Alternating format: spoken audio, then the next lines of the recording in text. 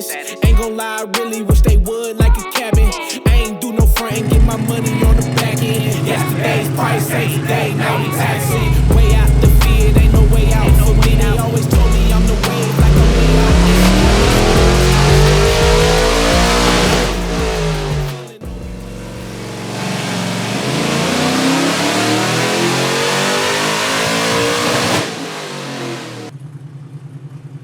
So we're wrapping up a week and a half long on again, off again calibration stint with the Talon C7.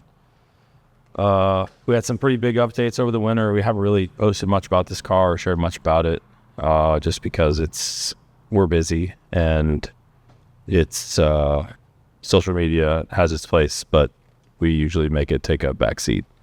So we did roll cage, we did LT5 blower, we did new Motec USA paddle shift firmware to work with the supercharger. So when we went to the LT5 blower, well, one of the struggles last year, let me start with that. One of the challenges we started with last year was torque management. We had plenty of torque to hit the tire too hard in some cases, and we just couldn't manage it. And the firmware we were using, Motec GPRP Pro, which is based off of the Nissan LMP2 firmware back probably 6-8 years ago, that was meant for turbochargers or NA. It functioned for NA, but it was really meant for turbochargers. And so like that base is used in the Lambo and Audi torque model packages for turbo stuff, and the GTR torque model. And anyway, when we hooked it up to a supercharger, it got really angry when throttle inlet pressure and manifold pressure and all of those, the information it needs to calculate torque was out to lunch.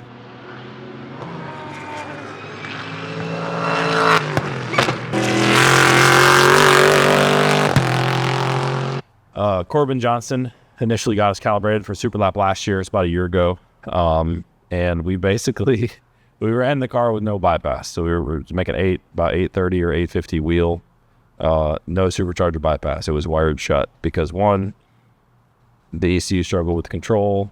We struggled with getting car done. If you remember, we built this car in 80 days, 85 days. And so that was like the last of our worries, which is why when you watch the videos of Alan on track at Coda Super Lap last year, he's basically sideways. Everywhere he is, he's sideways because we didn't give him a gas pedal that you could drive. And so we spent the rest of the season really David Schmidt, Tyler Shintrain, Ben Salasco, Corbin, and various other calibrators that kind of chipped in as we went along just to sanity check. We spent the rest of the season dialing in traction control and trying to get the car to drive well off the corner. And we finally got it. We were at Coda Shakedown earlier, a couple months ago, just as the first time we put the slicks on it. And we just had power management issues.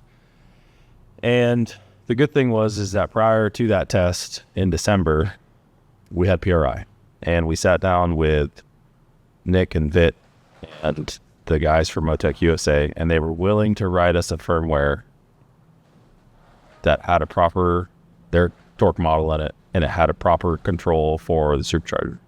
And so really that was one of the last pieces we needed to be able to control the LT5 bypass valve, which if you don't know the LT5 bypass valve, it's not a traditional vacuum sourced dumb valve that's referenced off of manifold pressure.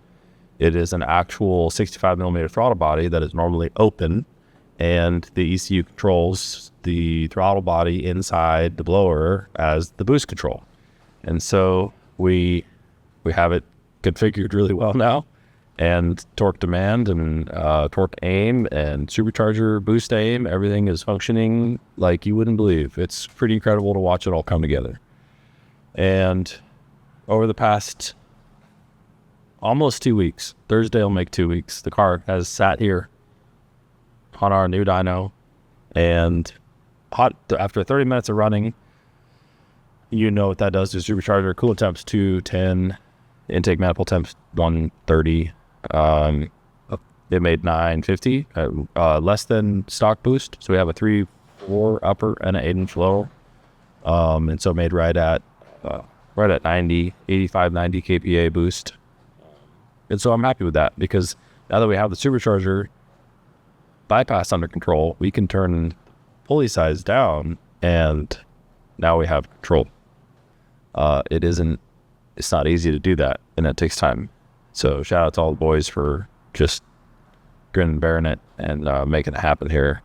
Anyway, it's a nice end to a week that just I'm happy to forget about, but thankful for everyone involved. And yeah, here we go. Here's your Grid Life 2026.